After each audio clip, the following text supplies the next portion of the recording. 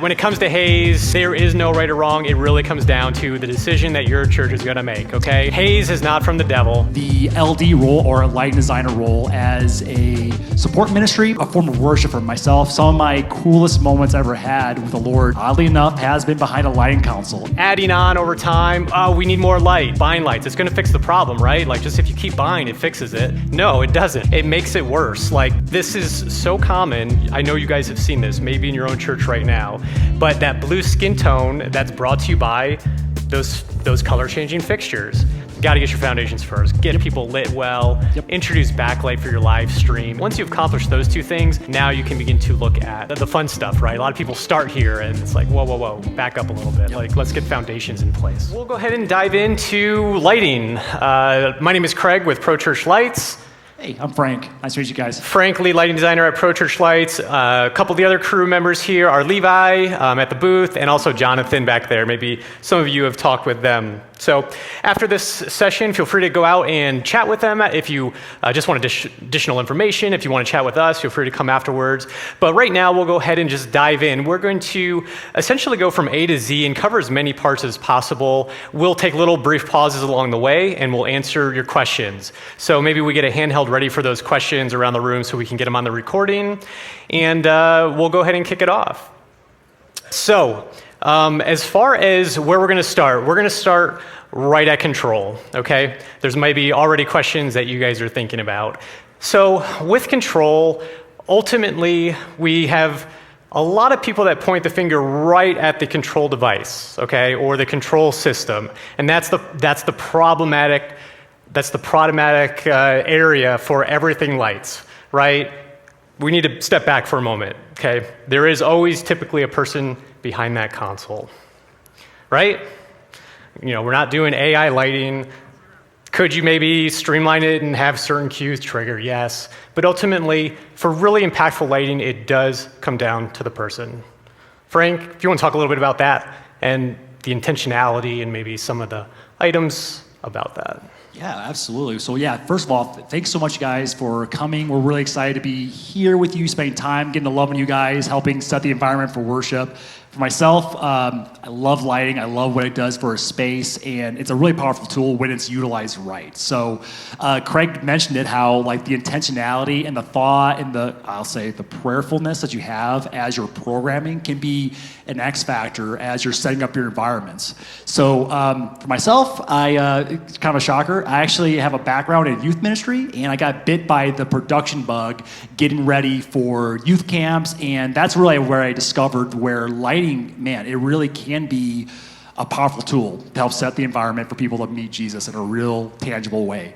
So when it comes to intentionality, for myself personally, I see the LD role, or a lighting designer role, as a support ministry. It is a form of worship for myself. Some of my coolest moments I ever had with the Lord, oddly enough, has been behind a lighting console, and it's still. So even as I serve at my church on some weekend gatherings, I have some really fun moments behind the console. So when it comes to intentionality, the way that you program, the more intentional, the more thought, and the more just thinking that goes into it can really make lighting something really special for worship. So going as far as like setting up my console in the way where I can ebb and flow with the worship can be a really great starting point. Now, my background, I started out on a lighting control software called Vista, and with that, it lends itself to be very like segmented. I would make scene by scene. I would like try to plan things out from A to Z. So, and honestly, like that method is really great, but with that, it can set you up for some hard transitions and things that make operating lights for worship a little tricky. So kind of my philosophy now is I try to set up my console in such a way where I can ebb and flow my worship pastor. So how many people here, when you're getting ready for the weekend gatherings, that no fault of their own, like pastor may say to the worship pastor, hey, we're gonna, I want you to do this song here, or completely rearrange the set list like Sunday morning. Does that happen to anybody around here? No? That's what happens, right? So we're trying to leave room for spontaneity, leave a little room for the Holy Spirit to be, a part of the planning process, which is totally fine. So my church that I serve at, that can happen. We might start at song 3, and then go back to song 1, and then maybe reprise song 3 again for the response time. So the way that I program, I try to leave myself room where I have some faders that I can bring in, say that if Pastor comes on the platform, I can bring up a little more key light or front wash, if you will. When it comes to, thank you, Levi. So shout out Levi back there. So right here, you'll notice that the key light or the front wash here is lighting up the stage here better. So if Pastor were to come up here at this moment, because he felt strongly he needs to address the congregation, I'm not hosed and stuck where I can't bring things up without causing a ruckus, right? And now, going along with that, I also tend to have some effect faders and buttons I can bring up during like maybe kind of a riff or just kind of like a free flow worship moment. So I try to build in these things so that way I can really truly support my worship pastor using lighting. Because really truly, guys, the fact that I'm in the back of the room does not make me any less part of the worship team. Okay? So intentionality, prayerfulness, thoughtfulness as you're going through it. So even preparing for this, as a last note, I actually took some time on my Friday night to prepare and program for this, So a lot of ways you can do that. I could probably talk about that, pre-vising a little later. Yeah, I think we could definitely talk about the pre-vising and kind of the setup that we have done here. So the control here is light key is what we operated off this morning. So as simple as a system that's actually the important word in there. It's a simple system. And that goes back to setting up that person behind the console for success.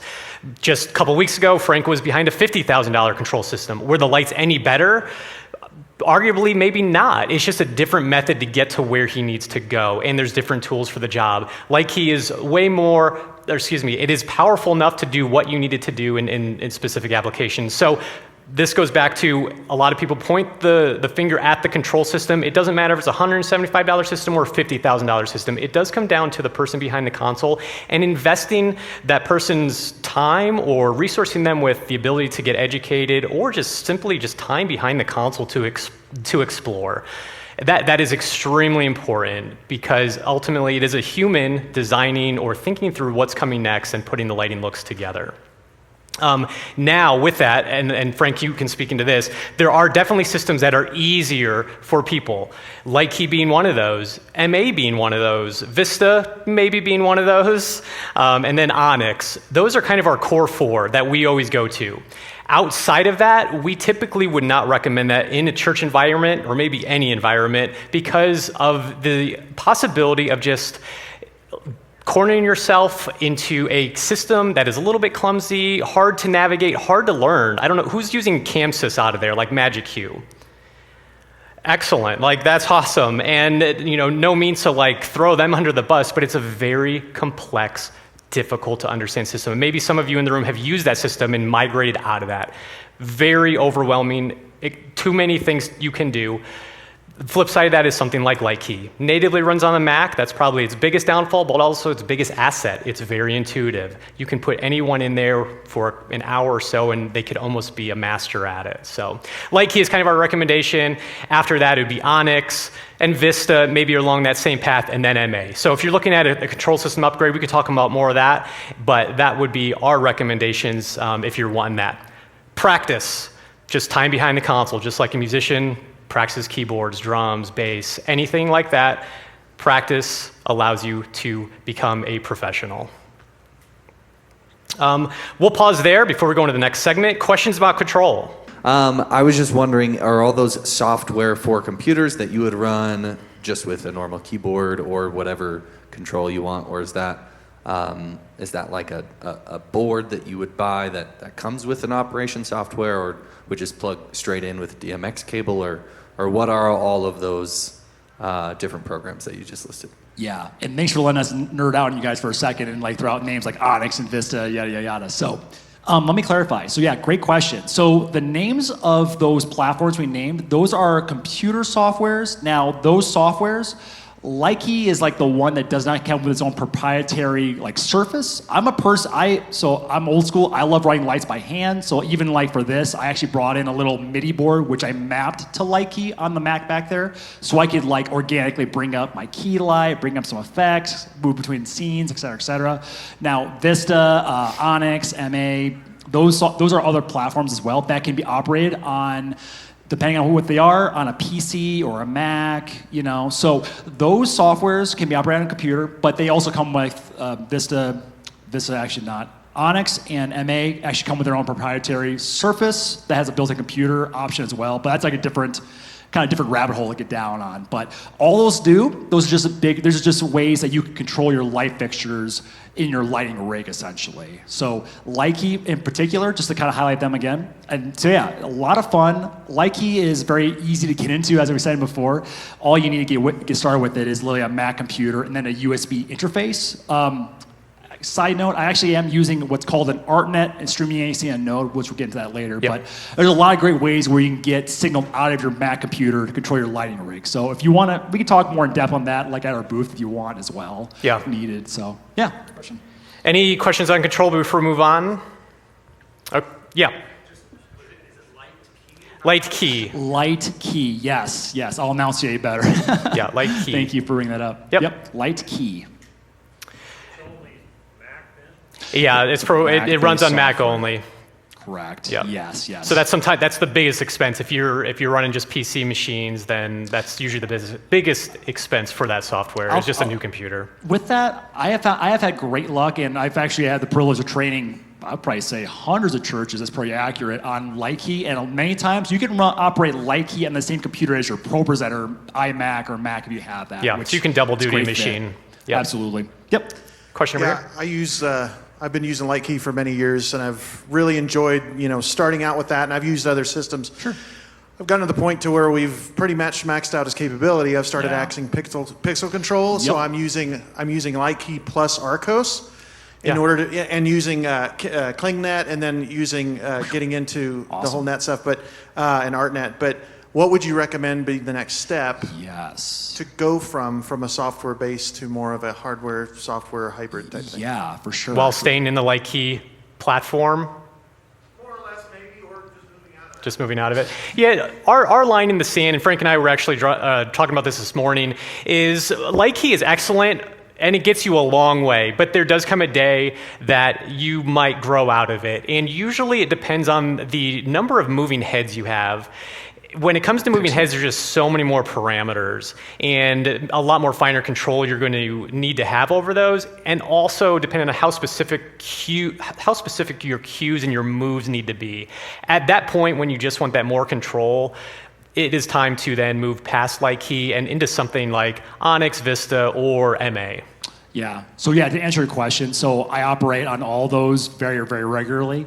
I would say for your case, you specifically say, hey, I'm doing a lot of pixel mapping and all that sort of stuff. As a personal recommendation, and what I operate in my church like very regularly is Onyx.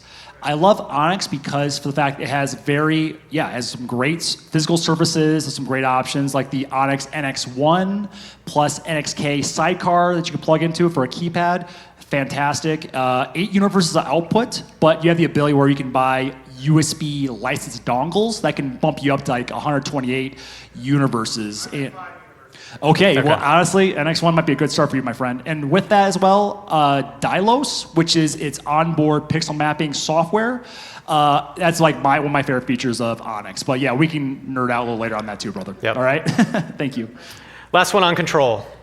Yeah, so for a simpler setup, when would you recommend having a console with faders versus just software on a computer? Like, what determines whether you need that or not? Yeah.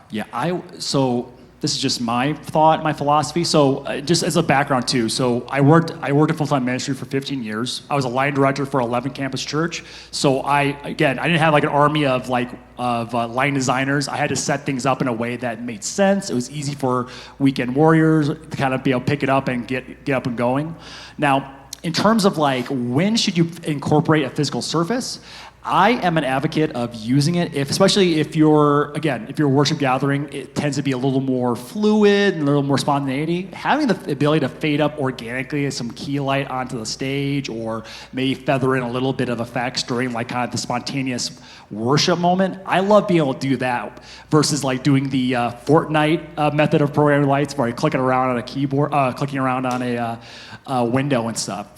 If you're doing a whole lot of like automation, and it's like pretty locked in because God operates in the planning as well. So don't hear me like one way is better than the other. Okay, it's very automated, very like locked in, and very intentional during the week and planning wise.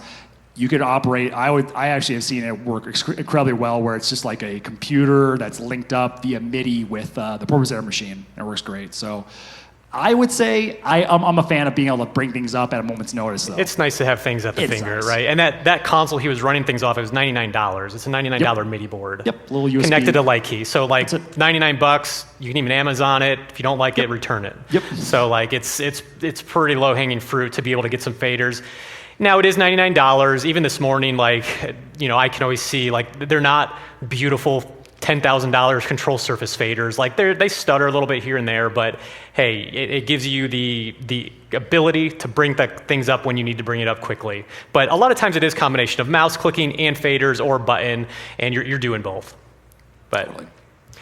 Okay, we're going to move in. So control surface, we're now going into DMX distribution. We've came out of the computer, and we are now sending signal to all our lights. So from Light Key or your other control devices, you now have either a node or a device. In this case here, we're using a EN4, which is a node, and it runs over streaming ACN or ArtNet. So we're not necessarily using like a single DMX cable coming out of that board and going to a distributor right away. It's going down the line over streaming ACN. I think ArtNet we're actually using. Streaming ACN. So we have DMX, sACN, streaming ACN, or ArtNet. Those are the three protocols that we talk with lights with.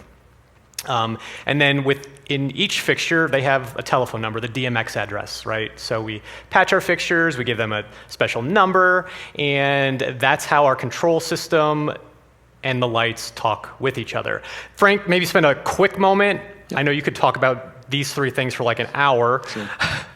And just go way deep down the protocol path. But explain just these three really quickly and kind of like the major differences between them. Yes. So DMX, which probably a lot of you guys are really familiar with, not to be confused with a late great rapper, DMX. DMX stands for Digital Multiplex. It's the lighting language that light fixtures operate in. So Craig mentioned it as well. All these light fixtures that's in this lighting system, they have a specific unique DMX address or the telephone number for the light. So DMX, many times, is simply just a physical like XLR cable that's being ran from a fixture to a fixture and then daisy chaining, okay? Streaming ACN and ArtNet, those are two protocols that are using DMX methodology. So DMX addressing, it's just done through network technology. So I worked in IT as well on top of all the other things here. So streaming ACN and ArtNet, you set a specific IP address for the devices in your network, and then you connect them to a computer, to a node, to even light fixtures as well. So those are the three kind of Cliff Notes versions of what those three items are. Yep. And what dictates whether you need these? It does come down to like how many universes you need, how many lights you have in your rig. So that's how you're deciding the protocol that's going to be used. Larger systems, you're going to be on the streaming ACN, the ArtNet. Streaming ACN and ArtNet are very similar. Streaming ACN being the newer protocol. Yep. That's really it. Yep. Okay. Yep. Most churches operating within that 512 single universe phase, maybe extending over to 2 universes here and there. Yeah. So this specific setup here we're using, actually their USB interface was pretty much maxed out. So that's why I brought in a node to allow myself to be able to patch in the floor package here. What beautiful thing about using a node is you can pretty much configure it from your computer as long as everything's networked properly. So it's very powerful. If you have a little bit of networking background, it can be a very powerful tool for troubleshooting and for just keeping your system organized and such. So 3-pin versus 5-pin. This is a question we get all the time. What's the difference? 5 pins better. The other 2 pins are not used in 5-pin. Okay, if you open up the like it's not there. It was meant when they originally established the protocol for future advancement. That died many years ago. There's not really any advancement coming down those other pins, right? We're moving to IP technology and going to a network technology. So 3-pin, 5-pin, it does not matter. It is not better. Now we do recommend only using DMX cable. There is a difference there. XLR and DMX cable are different, no matter what you read on the internet, okay? We won't spend too much time on that. Questions about distribution? Yep. How do you tell between an XLR and DMX? Yeah, that's a how do great you question. tell? There's a label printed on every cable. On the side Read of the the cable jacket. and it'll say audio XLR or DMX. Or lighting cable or Yep. something. Yep, that's it. Yep. That's all I do. Yep. If it's not labeled, it's probably a really do cheap that. cable. So, It'll bite you when It'll you bite don't you want it to. eventually. Yeah, so you'll learn real quick. any It is questions about- about distribution and kind of the infrastructure that goes into your lighting setup between control and the fixtures themselves? Yeah, I have a question. Yep. So how would you go about maybe finding, like, let's say you're new to a building or you're in a new church and they have a whole lighting setup. So how do you figure out kind of where everything is addressed? Do you Yeah. have to like climb up or Yep. find someone? That's a if really someone- good question. So when we go out to churches across the country and we do an install, the first thing we do is pull everything out. We start from scratch. There's so many layers over the years, and you guys can probably agree with this, that you look over a 10-year period and different people have served on the team, different purchase areas. Layers and layers over time really creates a dirty system and is contributing to a lot of the bugs, flashes, flickers, just weirdness you're seeing in the system. The best thing you could do is block out a few days and go in and clean it all up. Pull out stuff that doesn't need to be in there anymore, readdress all your fixtures, get organized in your patch window, and just start over. That investment in your time is gonna save you so many headaches. With the IP setting, do you have it on a closed network, or do you do it with everything else where you can control it on a... That's a great question. So my personal preference and what has worked really well in my experience is try to have it either on a closed network or an AVL network where everything's like, AVL technology. So I get anxious because I know I can think about all the crazy, weird, goofy things can happen. I get anxious when it's like in the same system as your, people coming into church, jumping on the Wi-Fi, it's on your file servers that might be at church. I get nervous about that. So my recommendation to keep things, again, to Craig's point, try to keep things clean and simple, try to segment things out because it makes it a heck of a lot easier to be able to troubleshoot. So instead of trying to ping like an IP address of your node or your fixture or what have you. So I would do that, brother. Yep. Like a huge advantage to one versus the other. Yeah, that's a great question. So for instance, get into a little bit here. Yeah. So ArtNet has a cool ability where you can use what's called RDM, Remote Device Management. So that is a big, nice advantage operating in ArtNet. Streaming ACN, it's newer for me as a personal preference. I like sACN because it's a one-to-one. So if I address a universe to universe one, it's not zero. So in ArtNet world, everything starts at zero. Yeah, so I got to do quick math. So I'm a line designer, not a mathematician. So I'm always like, what am I on right now? So there's not huge advantages between one or the other. It's just a Yes. newer protocol, and they're like the little simple things that just make Sure. sense, like common sense. You see that more in streaming ACN.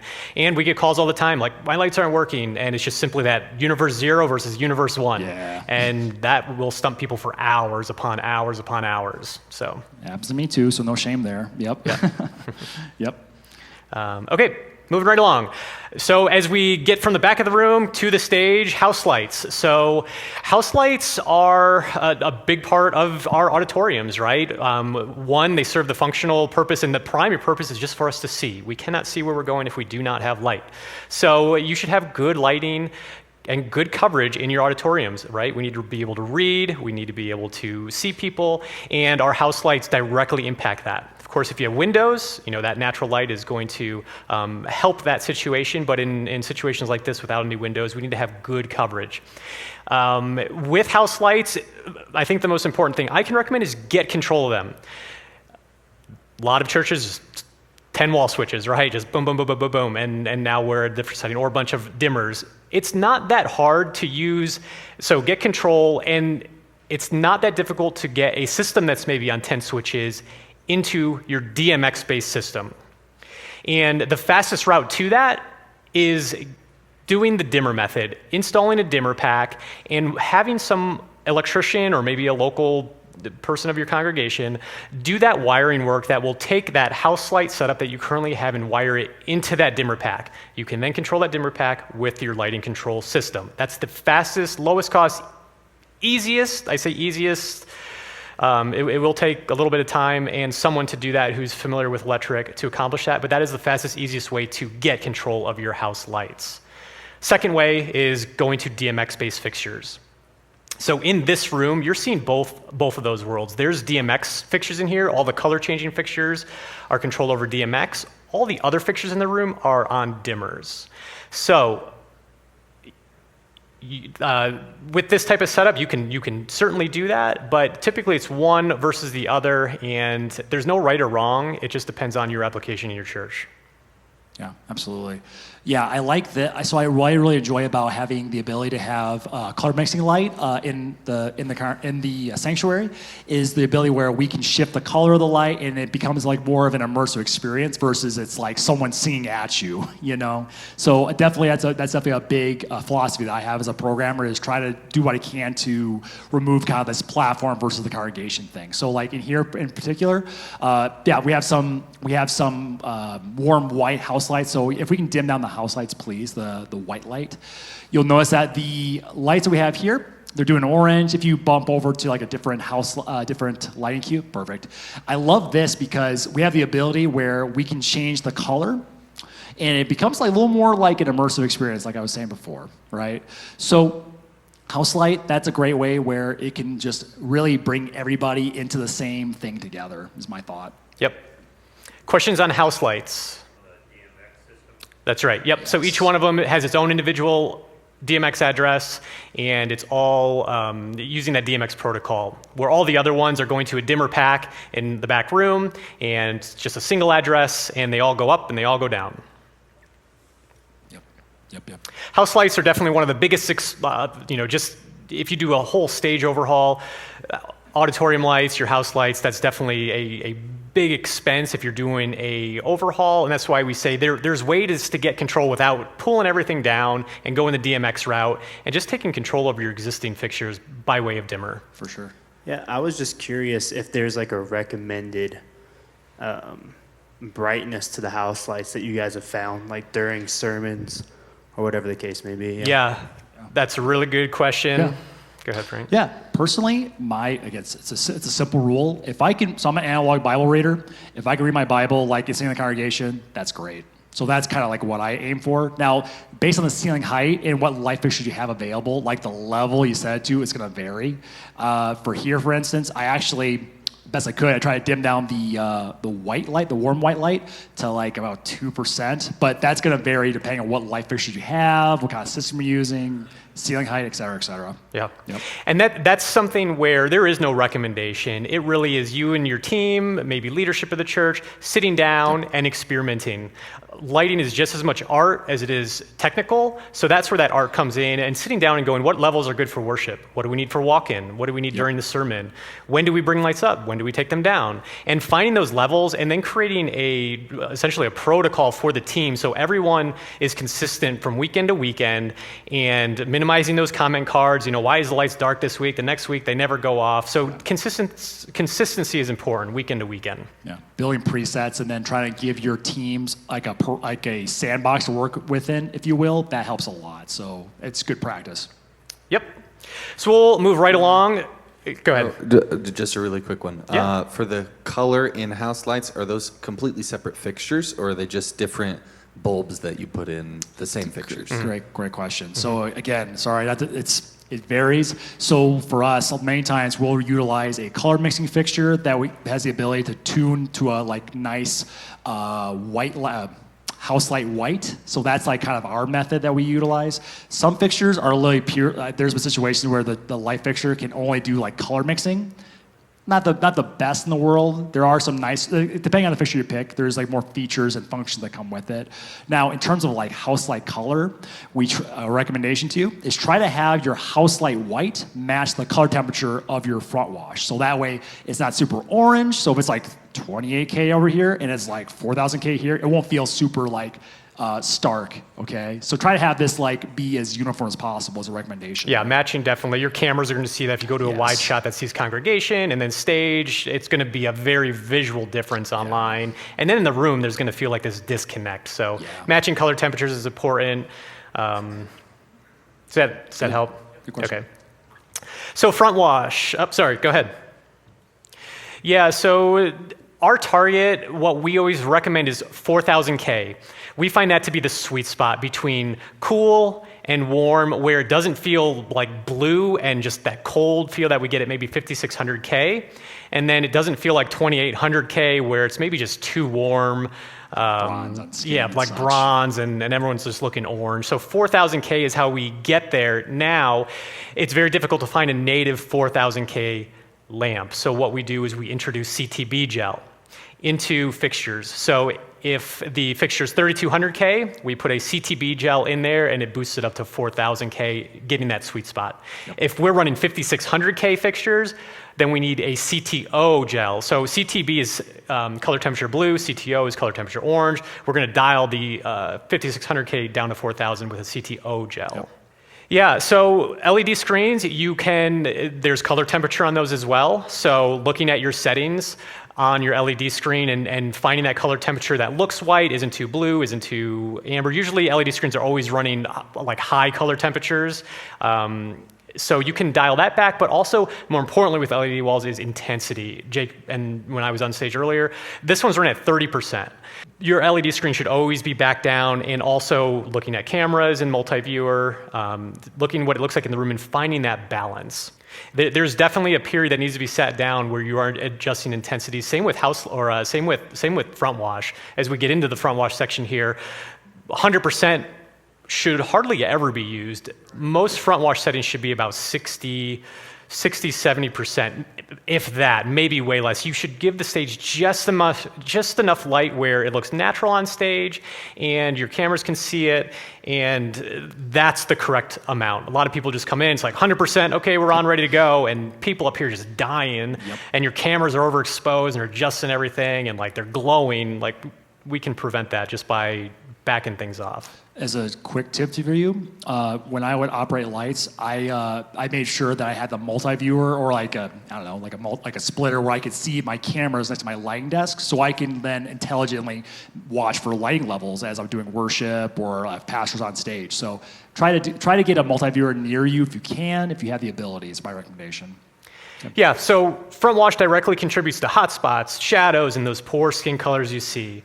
So we'll talk about these really quickly, and with hot spots and shadows, that's purely poor coverage. Either not enough fixtures on the stage, maybe the wrong type of fixture, but that's what's contributing to hot spots you see or those dark spots, and then it comes to the blending of it. There's definitely a moment in time where you need to stand on the stage and walk back and forth a few times and have people outside or people at the lights adjusting those for you.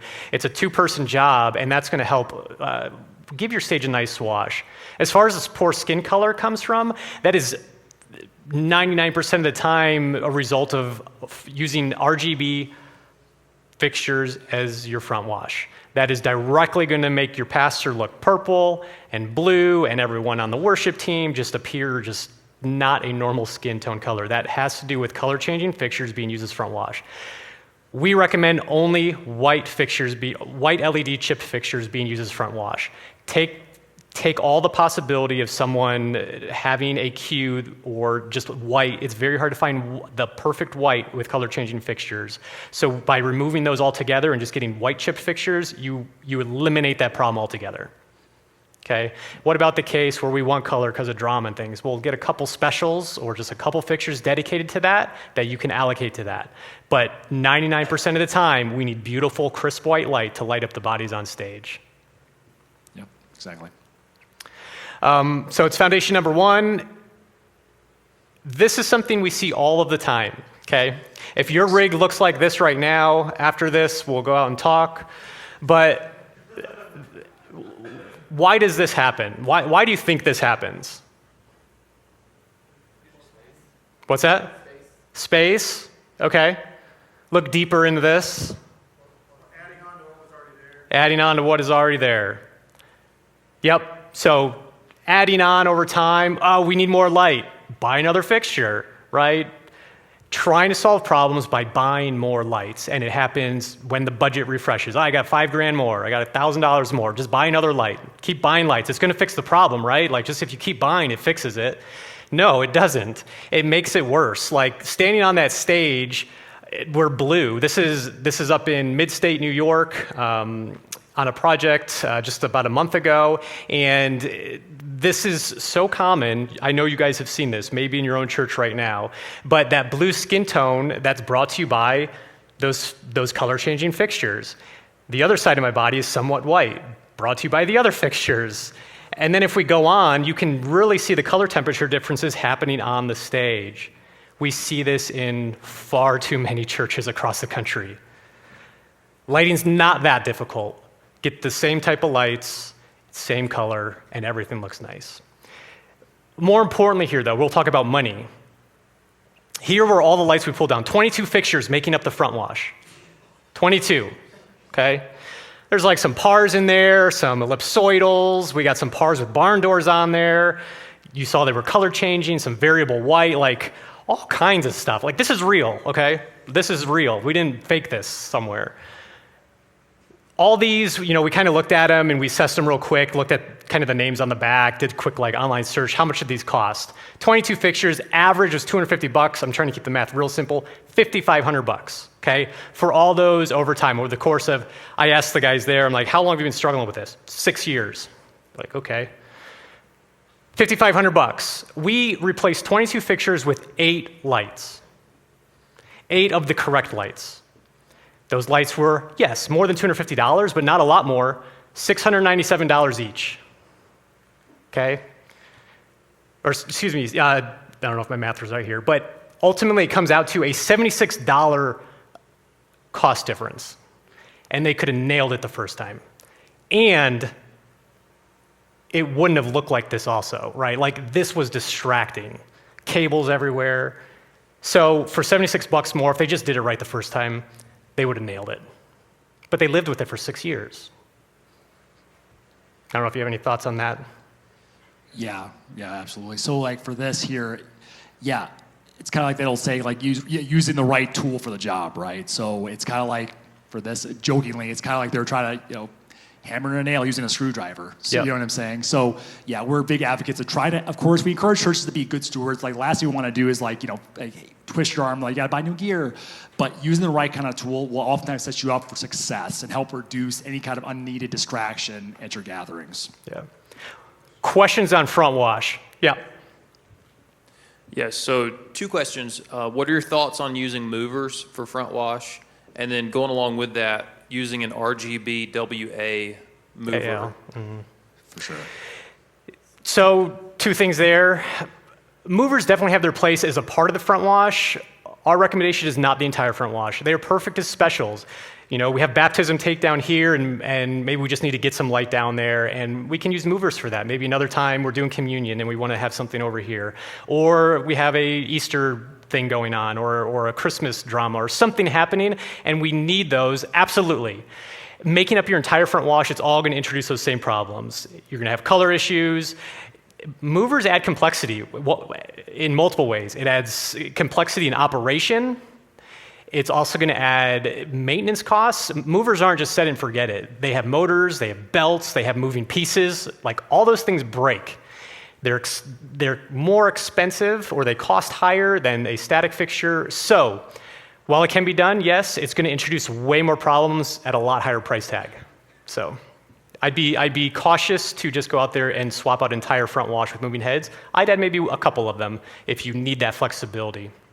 Yeah, I'll say this for my church, we literally just have some static front wash fixtures, and we have a whopping 1 moving wash fixture for for like exactly that purpose. Like, okay, I need to have a baptism tank over here. Okay, so literally, it's really few far between, and I think stewardship wise, I would recommend stacked fixtures just to keep them like usable longer. Yep. For sure.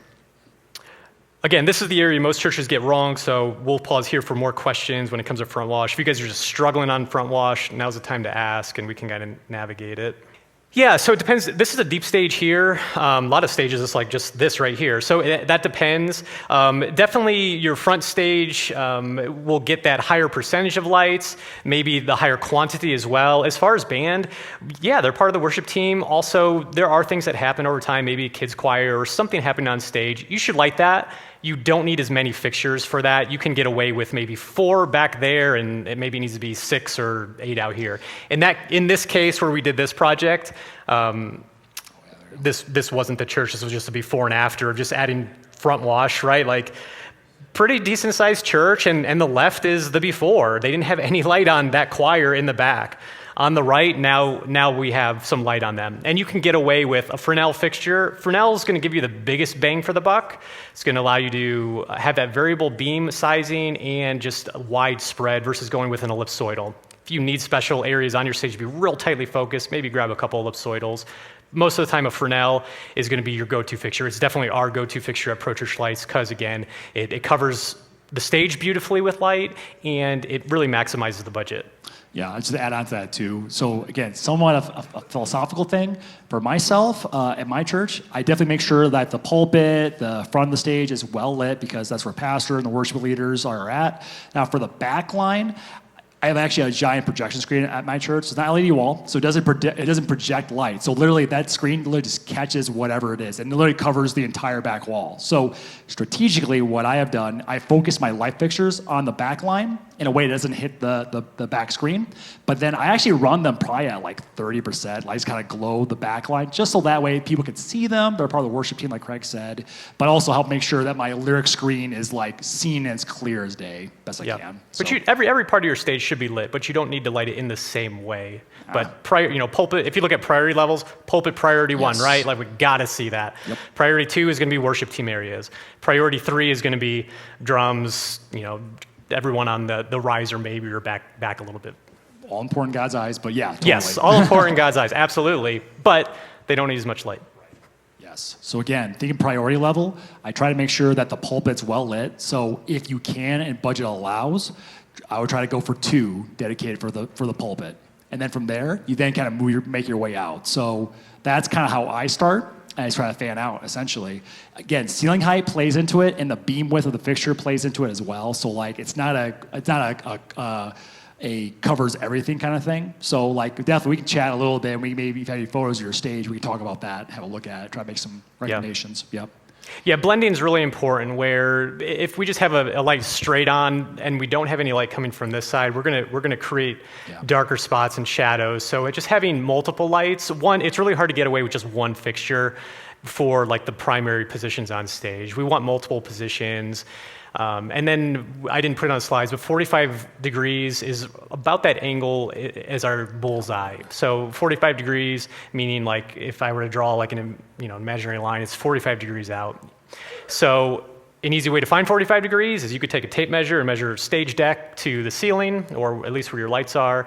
Whatever that distance is, go the exact same distance out into your congregation, look up, that's where that light's gonna be. That's approximately 45 degrees. That's that sweet spot that we look for where it's up high enough where it's not blinding me, it's not like I'm in headlights.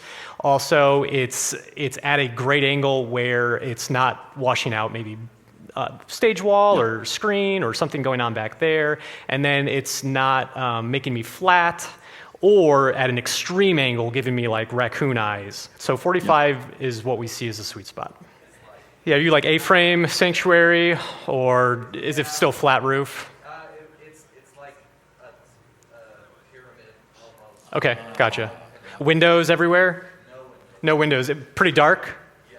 If it's dark, you can worry less about like aesthetics, right? We can hide more. In that case, I would recommend dropping some type of rigging setup to get your lights at that optimal angle.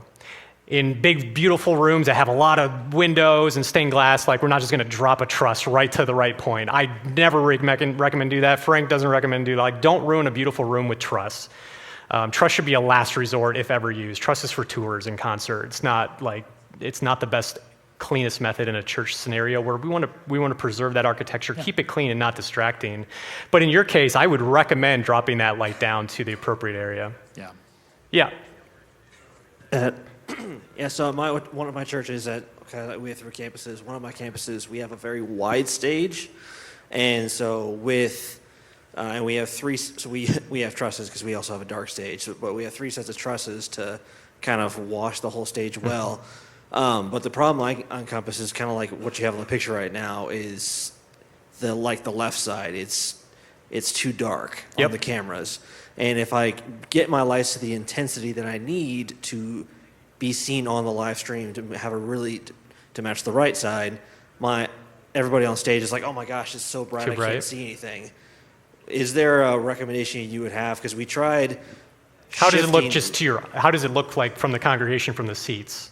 when it's good on the cameras or when it's not good? No, when it's good on cameras, how does it look on stage? Too bright? Yeah, it's very bright on stage. So that's probably more on your switching side of things, where you need to look at your ISO settings, your just your shutter, everything on that side, you might need to be gaining up. Again, there's that balance, right? We don't want to introduce noise. But if you're seeing light like we are on here, in this case, this was definitely a live stream, but they didn't have any, it was poor coverage on front platform, poor coverage on choir, just poor coverage all over the place. But if you're experiencing, looks good in the room, doesn't look good on camera, it's time to look at the camera and your settings there. Okay, thank you. Yep. Okay, we're going to move on to backlight. So foundation number 2, we say backlight. This is sometimes called hair light, kick light, rim light. Yeah, it's all of them. Hair light. Did I say that already? So this is a really clear example of backlight. It's just it's fixtures positioned up and behind the platform, and it is providing just light that will help give us dimension and depth. If we're on a black background and no light's hitting us, we'll just look flat. Our cameras will look a little bit flat, and it just adds a little bit more visual interest because we are adding that other direction of light. These are not placed at an extreme, like a 45-degree angle. We're placing these at a little bit more of a narrow angle, maybe like a 15-degree. So it'd be straight up and maybe point back here. We have some lights right up here. Those would be just downlight right above us. Yeah, we don't want that. light. We want them to be back. So you can see 3 kick lights here.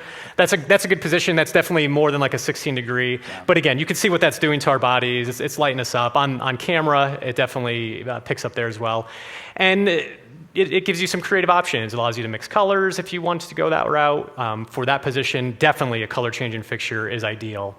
Don't limit yourself to just a white chipped fixture. Save that for the front wash. Definitely go color changing there. Great area to introduce moving heads in the picture on screen. Those are moving heads. Those fixtures that you see on screen are actually some of the fixtures we have on the back line there on the floor. It's called Zoom Pro 12. So you can add some movement on that as well. You can be as creative as you want with those or as subtle as you want with those. But definitely that is a key foundation and the second priority once you dial in your front wash. Yeah, absolutely. I love backlight because it definitely does help add an extra element during worship. So you may or may not noticed it, but again, just during worship, and obviously I was watching the multi-viewer best I could. There were some moments where I intentionally actually brought the key light down a little bit, and then I turned up my backlight, just trying to kind of create a little more of a dramatic kind of look there. So a mentor of mine, he said hey, fixtures, they're designed to dim from 0 to 100. So don't be afraid during worship, try to utilize the different intensity levels for visual interest, right? So again, this is a show. This is not a show, excuse me. This is not a show. We're trying to help create a space for worship. So yeah, feel free to experiment and see what makes sense for your context. Yep. Questions on backlight? Yeah, no, and by no means did we ever say go paint your sanctuary black, right? That is the last thing we would ever recommend.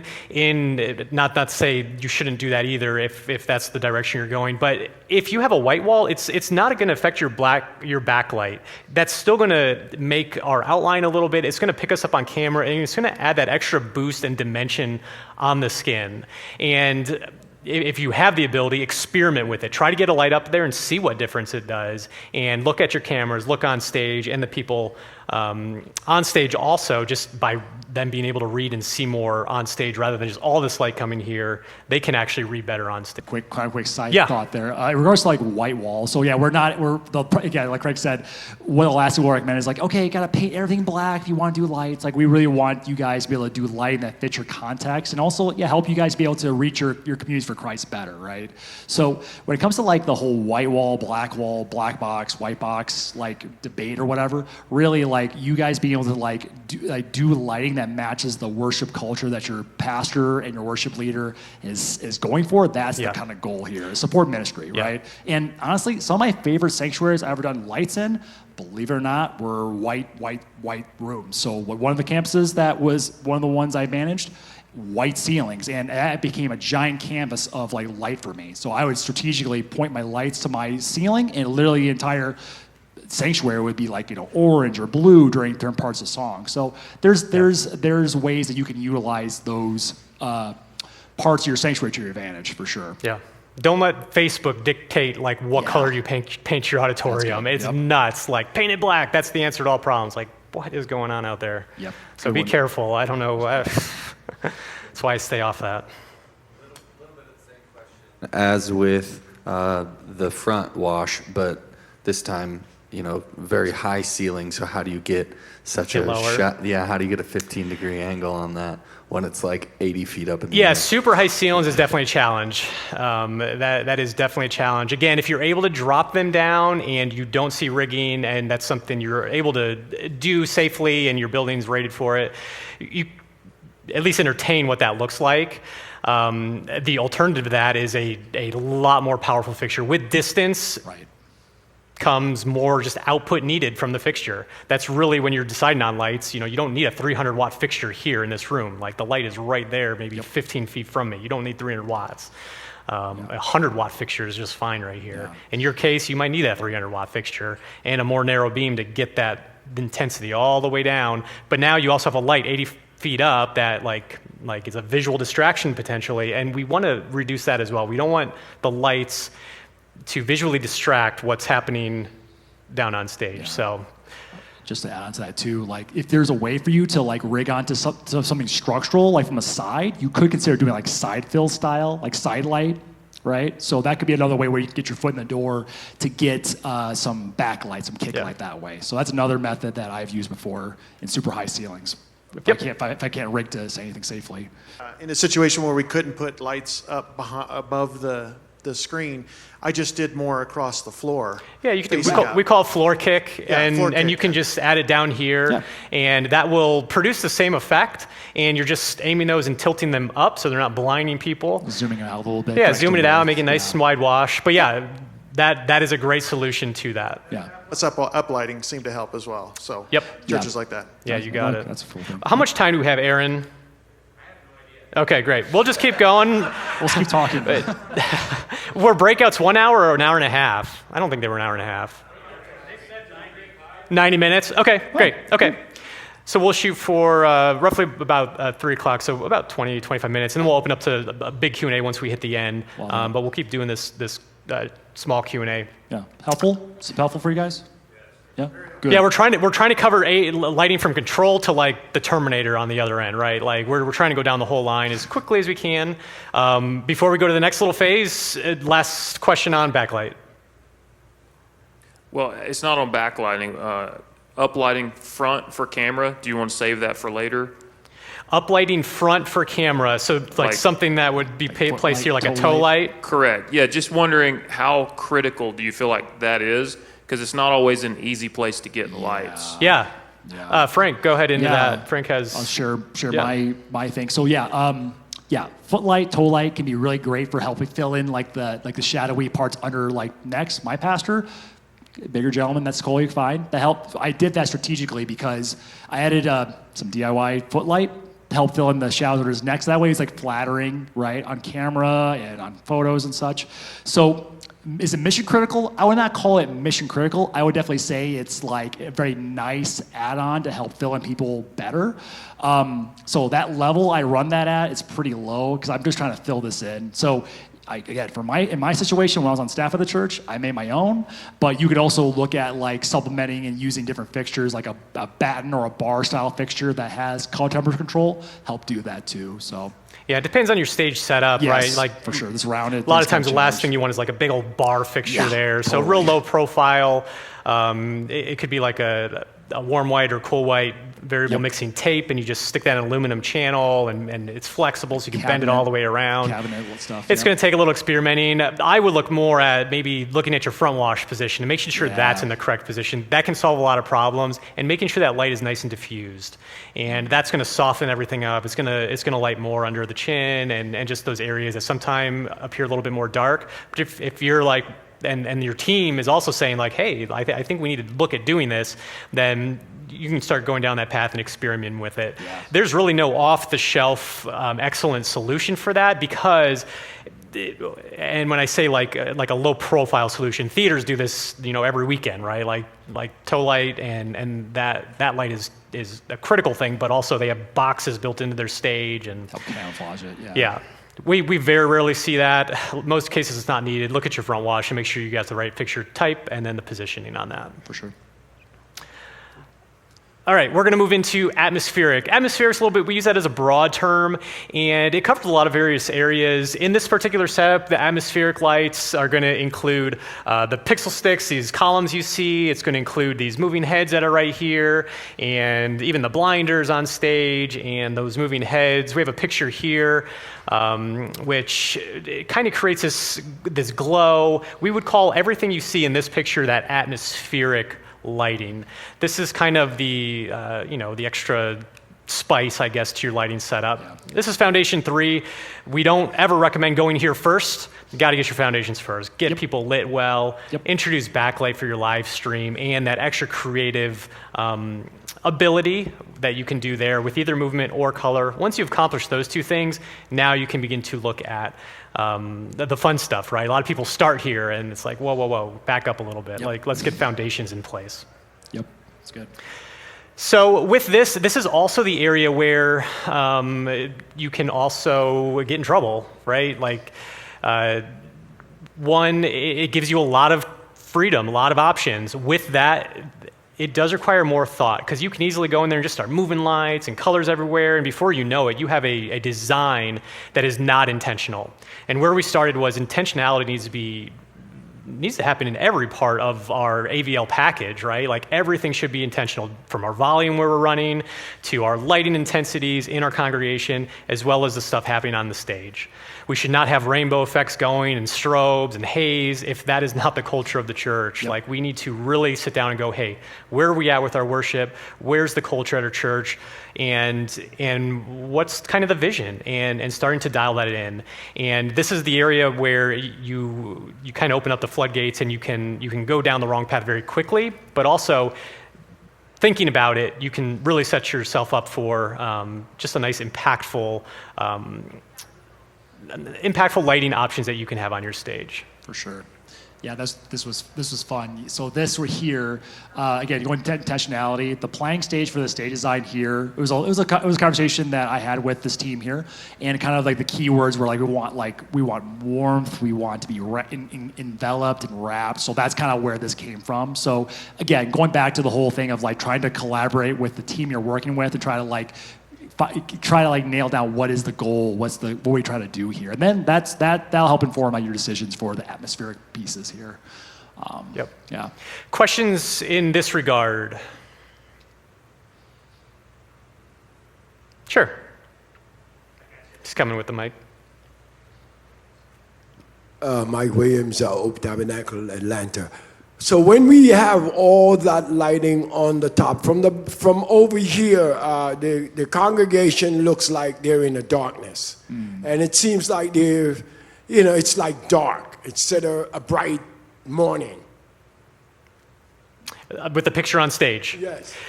Yeah, that's correct, Frank. I mean, you can speak into this room.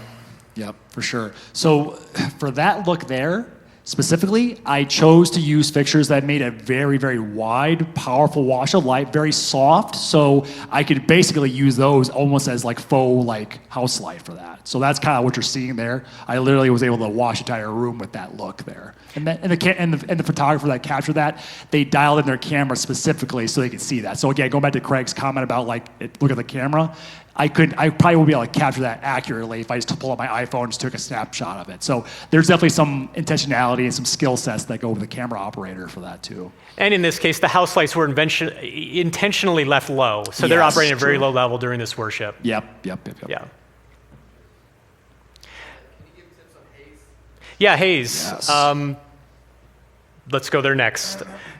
So this would be just another example of some atmospheric. So you have like the pixel sticks and like a chevron shape there. And then that's really the big element on this. Yeah. So haze or no haze, right? Who says haze? All right, who says no haze? No shame, it's fine. 2, Jonathan, 3. I saw you. Really? Okay. So we got a haze group here. So Levi will kick it on. We'll haze the room a little bit. So give it full Levi. We'll see how thick we can get it here. Let's get in trouble. Let's get complaint cards. So there is no right or wrong, right? When it comes to haze, there is no right or wrong. It really comes down to the decision that your church is going to make, okay? Haze is not from the devil, okay? Like, it really isn't. God created it, and there's nothing wrong with it. Is there a right and a wrong place to use it? Potentially. Like, we probably shouldn't be pumping it like full on at opening prayer or something. But anyways, that is for you guys to decide in your church. As you can see, it's going to start to fill the room, and it will impact the lighting. Most of you guys know that. If you say haze, maybe you guys... So out of those in the room, how many of you are running haze at your church? Okay, and then no haze at your church. Okay, so about 50-50 on that. But the ones not running it at church aren't opposed to running it at church, with the exception of like 3 people, which is okay. So the thing we recommend is experiment with it. Look at a Christmas service or maybe Easter where you can bring it in as a special event. That's a great way to give your congregation a taste. And it allows people to see what it does. And it does change things very quickly. With haze, there's definitely experimentation. It's never buy the hazer and install it and it's good to go. Take time to turn on the HVAC system, monitor what's going on. So South here does not use haze on a weekly. We brought this in really quickly. We jammed it in yesterday at the end of the day. We haven't had that time to experiment with the haze quality in the room and the HVAC, but in this event, it really doesn't matter. We just want haze and it's okay. But for weekly services, we don't want haze to be distracting. That's the most important thing, is eliminating all the distractions. Haze can become distracting. And to make it not distracting, it comes down to the right hazer. Don't go out and buy the cheapest hazer you can find. It comes down to positioning of the hazer. You'll need to experiment. And then it comes down to when you turn that hazer on. Filling your room is the most important thing you can do with a hazer. And you fill the room before people come in, because then people don't notice it turning on. And when people see haze coming out into an empty room, that's when they notice the haze. If the haze is already in the room, they don't notice as much, and that's our goal. Once the room is filled, we then maintain. So we fill, and then we maintain until our maybe worship is done, or that last song, and then we go and kill it, and then it goes away pretty quickly. This morning, you maybe saw within like a couple minutes, like gone, right? And it can happen very, very quickly. Go ahead. Yep, great. I was just going there. So we're running water base here. We recommend water base. We want to keep our equipment clean in the room. If we're in an arena, oil base all day long, right? It's not our arena. Someone else can clean that. But this is our, this is our home, right? This is our place. And oil base is going to gunk things up. You're going to have a lot more maintenance, a lot more time spent. We all don't have more time. Water base and oil base, there's some really great water based products out there. The Ultratech Radiance is our #1 go-to hazer. You will still have maintenance with hazers. It's a machine running fluid. Like, it has a pump in it. Like, that just comes with maintenance. Cleaning that out once a year will give you less headaches, and water-based haze with the Ultratech is beautiful. In this case, we're running a Martin Gem. It's not our go-to. We threw it on the truck on the way out here, and it does the job, but it dissipates a lot faster than that Ultratech. The Ultratech definitely has a longer hang time. We just decided to put this one on this event. Yeah. Just kind of add the reason why we use haze, or we're advocates of haze. It helps to help add definition to light fixtures, right? So, probably a lot of people in here are probably like triple or double or whatever duty. They run audio, they do video. audio, they do everything at your church, right? So kind of look at Haze as kind of like adding a verb and delay onto your lights, okay? So it doesn't mean it's not mission critical. It definitely helps add an extra level of like just some nice atmospheric elements to it, right? So we're using these are technically spot fixtures, but you notice how these beams of light that are coming out of them, it's like more clear and defined.